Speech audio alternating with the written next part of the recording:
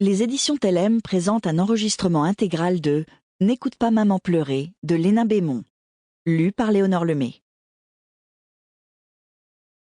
Chapitre 1.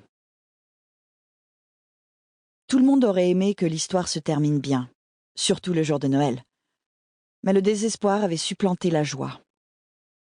Sur ce constat amer, le docteur Howard quitta l'artère principale de la ville portuaire de Duluth, nichée à l'ouest du lac Supérieur, dans l'État du Minnesota.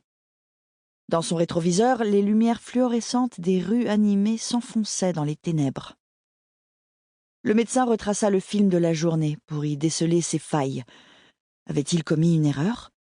Cette question le hantait chaque fois qu'il perdait un malade dans la fleur de l'âge. Sa patiente avait opté pour un accouchement à domicile. À son arrivée, des contractions régulières annonçaient l'imminence de l'heureux événement. Et puis tout s'était accéléré. Le bébé mal positionné, les poussées stériles de la future maman, le père tétanisé par la lutte pour la survie de son premier enfant. Lorsque la petite fille avait enfin émis un cri, le praticien, soulagé, avait cru à la victoire. Mais il n'était pas parvenu à juguler l'hémorragie de la délivrance. La jeune mère avait expiré quand les secours avaient pénétré dans la maison. Malgré les efforts déployés, il n'était pas parvenu à la ranimer. Il ralentit. La Ford Mustang bleu ciel emprunta précautionneusement une route sinueuse pour gagner l'une des plus belles demeures de la ville, située sur un promontoire rocheux au bord du lac. Le portail franchi, il l'immobilisa dans la cour verglacée. Le médecin alluma une cigarette, puis exhala une volute de fumée dans l'air glacial. La certitude de n'avoir commis aucune faute s'imposait peu à peu. Sa tension retombait. Ses derniers doutes s'estompaient devant le cocon rassurant de son foyer.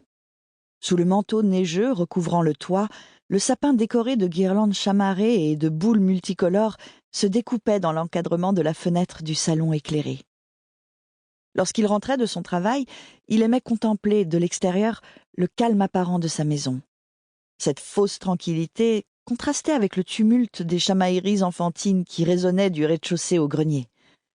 Pour la première fois depuis son départ matinal, il songea à ses enfants, à leurs rires, au chahut de son fils Tom avec ses sœurs, que sa femme ne parvenait pas à maîtriser. Il aurait souhaité assister à la découverte de leurs cadeaux soigneusement emballés par son épouse, s'amuser de leurs prunelles émerveillées et entendre leurs exclamations de surprise. Il comprit que cette journée était perdue pour toujours.